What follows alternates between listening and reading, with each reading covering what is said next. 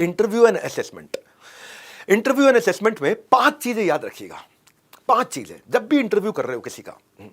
पहली चीज, उस आदमी को हायर करो जो आपके विजन के साथ अलाइंड हो एकदम। जिसका विजन अलग है आपसे, उसको मत हायर करना। अगर विजन से अलाइंड है तो अपना दिल और दिमाग लगाएगा। अगर विजन से अलाइंड नहीं है, he will come with hands and legs.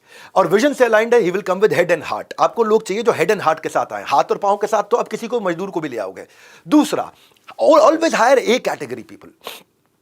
अगर आपने बी कैटेगरी लोग लिए तो वो सी कैटेगरी कस्टमर लाएगा, डी कैटेगरी पेमेंट आएंगी और ई कैटेगरी बैलेंस शीट हो जाएगी। ए कैटेगरी एम्प्लॉय लेकर के आए, ए कैटेगरी कस्टमर लाएगा, ए कैटेगरी की पेमेंट आएगी, ए कैटेगरी के प्रॉफिट्स होंगे, ए कैटेगरी की बैलेंस शीट होगी। ए कैटेगरी का मतलब क्या होता है? उसमें 4 चीजें देखनी होती है ए कैटेगरी में।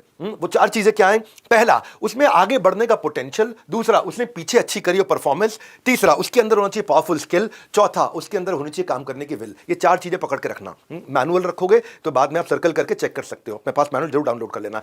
आगे बढ़ने का पोटेंशियल, क्या इस आदमी में आगे बढ़ने की क्षमता है कि नहीं है?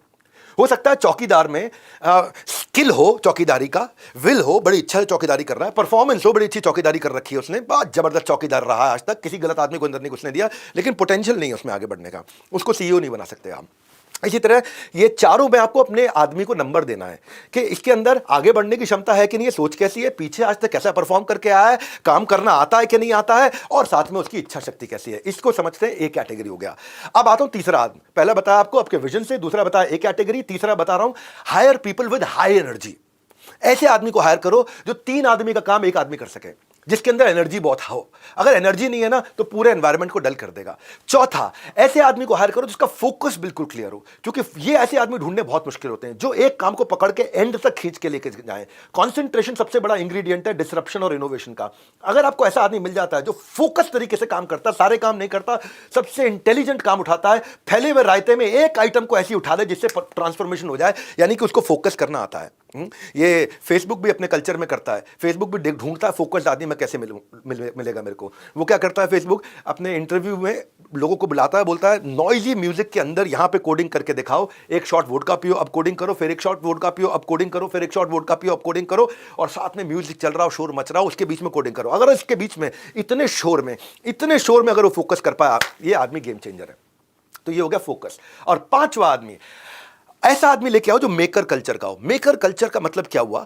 ये नहीं कि मैं खाली केबिन में बैठूंगा। जब केबिन में बैठने का समय हो केबिन में बैठे, जब जमीन पे बैठने का समय जमीन पे बैठे, जब खुद काम करने का समय हो खुद काम करे, जब फिर केबिन में बैठने का समय हो फिर केबिन में बैठे। उसको बोलते हैं मेकर कल्चर। एक होता है भाई मैं हूं बॉसी कल्चर, मैं बॉस हूं, आई एम द बॉस। हाँ, बॉसो अस्मी नहीं दासो अस्मी, मैं दास हूं। जब ऐसी भावना हो, मेकर कल्चर हो, बॉसो अस्मी नहीं दासो अस्मी, मैं दास हूं, मैं आपका दास हूं। इस तरीके से जो सेवा की भावना से जब जिस परिस्थिति में करना पड़ जाए, बाहर बैठना पड़े बाहर बैठूं, अंदर बैठना पड़े अंदर बैठूं, ये 5 चीजों का ध्यान रखना, बहुत फर्क पड़ जाएगा। बहुत फर्क पड़ जाएगा, नहीं तो गलत लोग आ जाते हैं।